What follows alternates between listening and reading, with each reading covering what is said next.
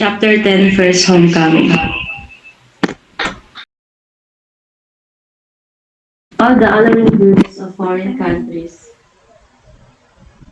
and all the beautiful memories of his sojourn in alien lands could neither make Rizal for his fatherland, nor turn his back to his own nationality.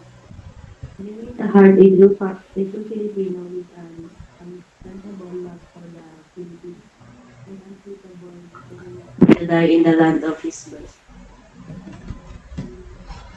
The old Rizal's house in Calamba, Laguna. Ito po yung nag-warn kay Rizal, si Pasiano, si Silvestre.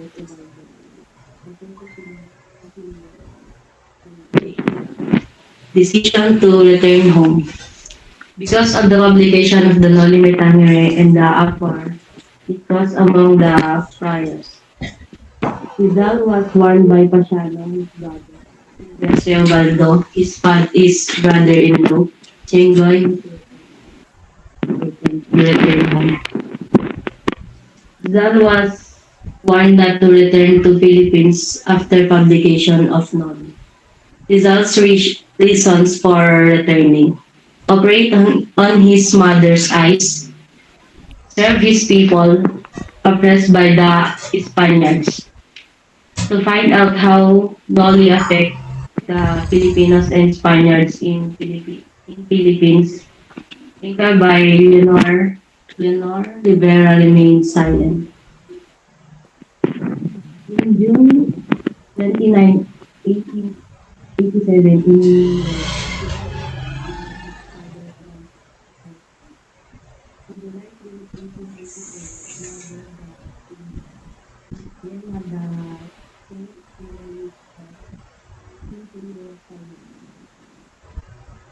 in about 50 passengers.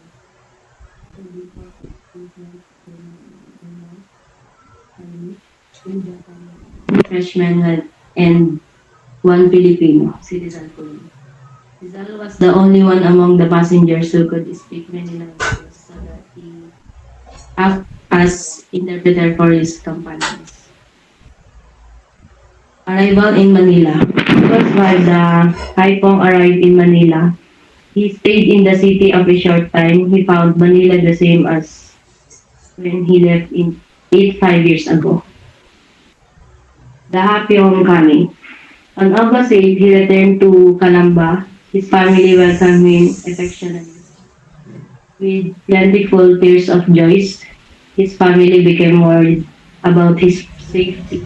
Pasiano did not leave him to protect him from any enemy assault.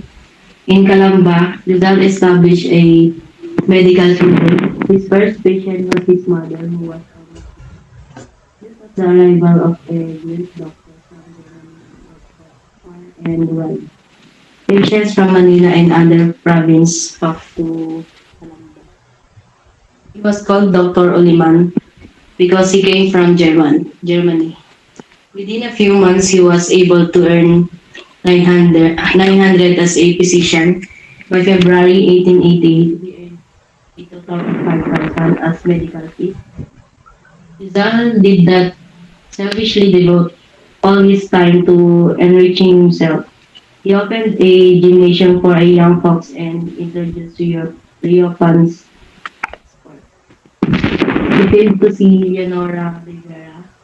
Leonora's mother did not like him to be a son-in-law.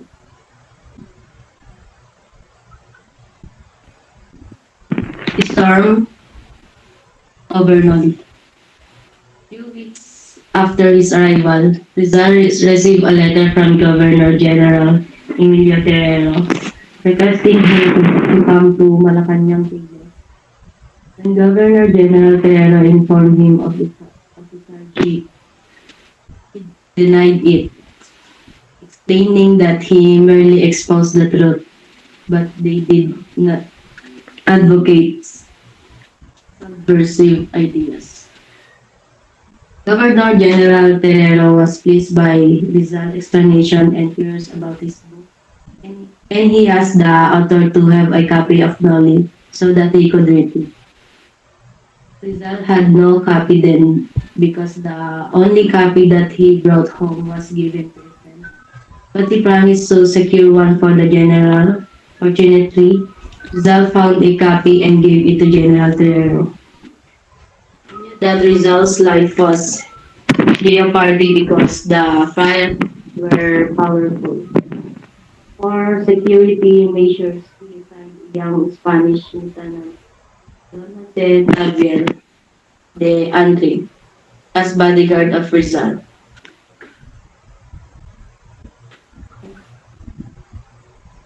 So storm over Noli. But Rizal enemies were powerful. The Archbishop of Manila, Pedro Payo, sent a copy of the Noli to Father Rector Gregorio Echevarria of the University of Santo Tomas for examination by a committee of the faculty.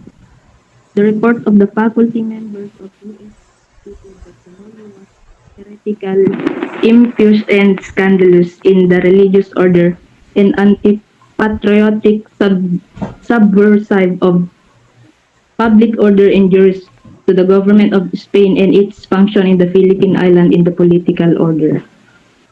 Permanent Commission of Censorship. Father Salvador Fan Agustinian Cura of Tondo. Storm over Noli. Governor General Terrero was dissatisfied with the report of Dominicans. He sent the novel to the Permanent Commission of Censorship. The report of this commission was drafted by its head, Father Salvador Fan Agustinian Cura of Tondo, and submitted to Governor General on December 29. It found the novel to contain subversive ideas against the Church and Spain and recommended that the importation, reproduction, and circulation of this pernicious book in the island be absolutely prohibited. Attackers of the Noli. Permanent Commission of Censorship is composed of friars and laymen. Father Salvador Fan, head of the commission. Importation, reproduction, and circulation of the pernicious book in the islands be prohibited. Banning of Noli only made it popular. No one was arrested or executive thanks to Governor General Terrero. Attackers of the Noli. Father Jose Rodriguez, or Prior of Guadalupe, published a series of 8 pamphlets to blast Noli and other anti-Spanish writings, sold daily in churches after Mass. Filipino were forced to buy. Storm over Noli reached Spain. General Jose Salamanca, General Luis M. De Pando, and Senior Fernando Vida. Vicente Barrentes, Spanish academicians of Madrid, criticized Noli. So, defenders of Noli, Marcelo H. Del Pilar, Antonio Maria Regidor. Father Sanchez Rizal's favorite teacher in Ateneo defended and praised it in public. Defenders: Graciano Lopez Haina, Mariano Ponce. Defenders of the Noli: Marcelo H. Del Pilar, Dr. Antonio Maria Regidor, Graciano Lopez Haina, Mariano Ponce, and other Filipino reformists upholded the truths of Noli. Father Sanchez, Rizal's favorite teacher at the Ateneo, defended and praised the Noli to the public. Don Segismundo Moret, former Ministry of the Crown. Dr. Miguel Moraita, historian and statesman. And Professor Blumentritt, scholar and educator, read and like the novel. Defenders of the Noli: Rev. Vicente Garcia and Justo Desiderio Magalang wrote a defense of the Noli, which was published in Singapore as an appendix to a pamphlet. Rizal defended Noli against Brandes' ignorance of Philippine affairs and mental dishonesty, unworthy of an academician. Rizal as his master in satire and polemics. Fernando Canon Gineva, Rizal's childhood friend. Rizal and Tabiel de Andrade. Rizal and Tabiel de Andrade, Governor General Terrero, assigned Jose Tabiel de Andrade as Rizal's bodyguard. Rizal and Andrade, both young, educated, and cultured, made walking tours of the verdant countryside, discussed topics of common interest, and enjoyed fencing, shooting, and painting. What marred Rizal's happy days in Calamba with Andrade?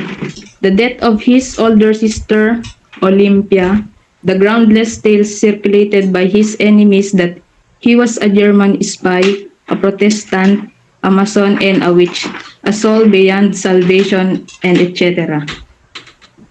Farewell to Calamba. The friars exerted pressure on Malacañang Palace to eliminate Rizal. They asked Governor General Terrero to deport Rizal, but he refused because there was no valid charge against Rizal in court. Anonymous threats against Rizal's life were received by his parents. The alarmed parents, relatives, and friends advised him to leave the Philippines for his life was in danger. Rizal had to go, but he was not running like a coward from a fight. He was courageous, a fact which his worst enemies could not deny. He was not afraid of any man, and neither was he afraid to die. Rizal's reason for leaving the Philippines. His presence in Calamba was jeopardizing the safety and happiness of his family and friends. He could not fight better his enemies and serve his country's cause with greater efficacy by writing in foreign countries. Farewell Philippines. On February 3, 1888, Rizal left his country with a heavy heart. But this is this is for his own good and the safety of his family and friends. So that's all. Thank you.